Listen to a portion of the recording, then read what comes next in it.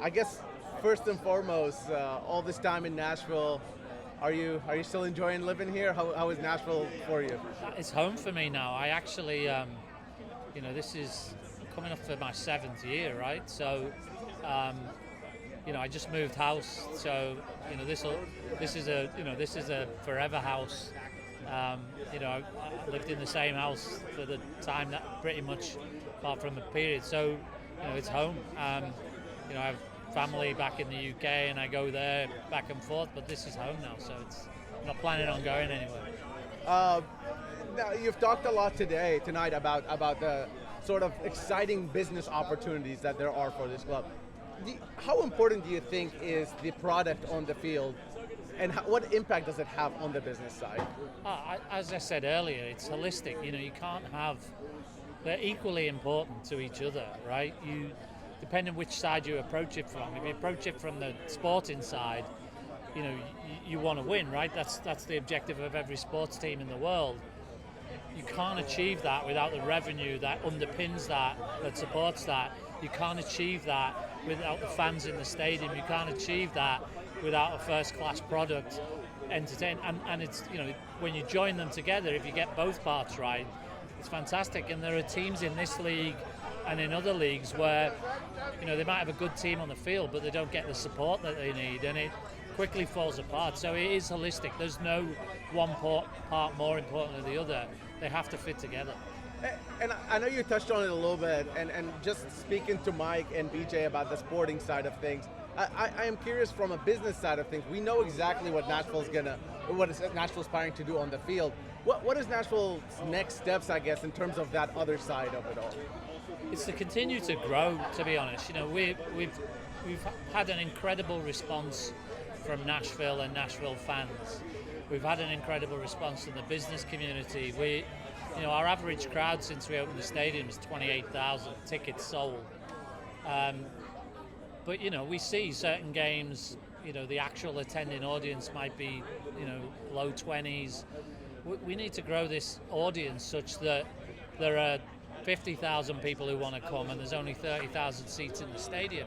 We're never losing sight of that. And so that's about the product on the field, again, being excited, about enticing people in for the right reason, about growth. It's all about growth, because if you continue to grow, it's like anything in life, if you can't have it, you want it more, right? If there's scarcity value in tickets and all those things, you want it more.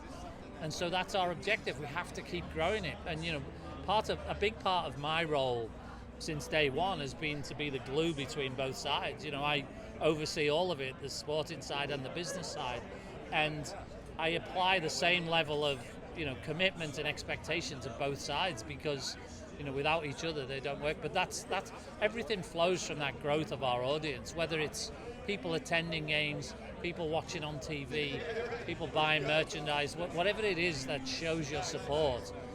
That's crucial to the growth of Nashville SC.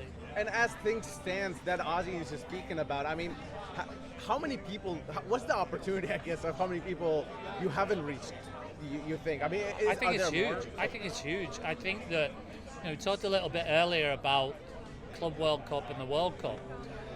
I think if you look at the way Nashville SC's audience developed, in Nissan, we were getting 8,000-9,000 people, and then suddenly we kind of go to Geodis Park, and we start off at like 18,000 season tickets. Then suddenly we're at 24.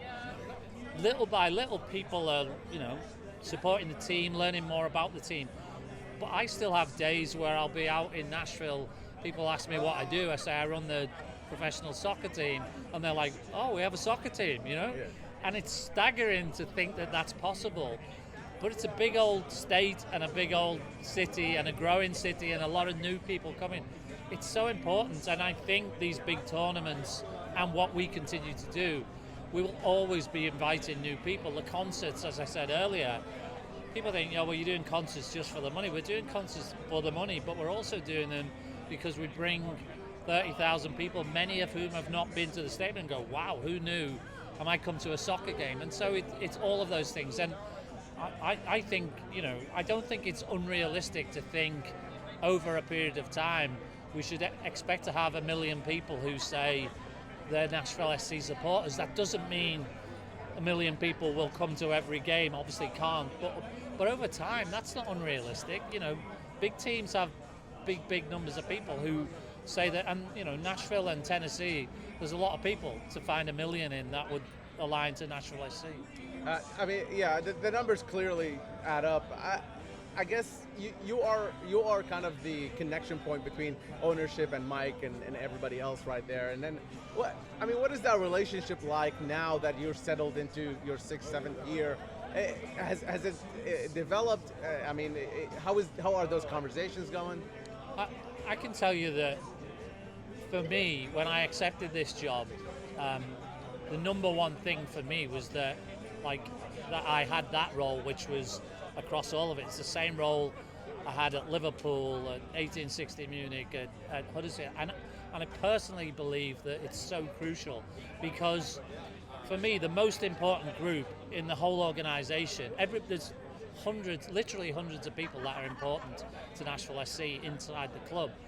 But the relationship between myself, Mike Jacobs, BJ and John Ingram is the most important group, because when you have synergy and then a willingness to all listen to each other and all have a say in that, everything works so much better in that scenario. If you have one person in that group who doesn't want to be part of it, and you see that in other clubs, you see the problems you see in world football, in big Premier League clubs or big clubs in MLS.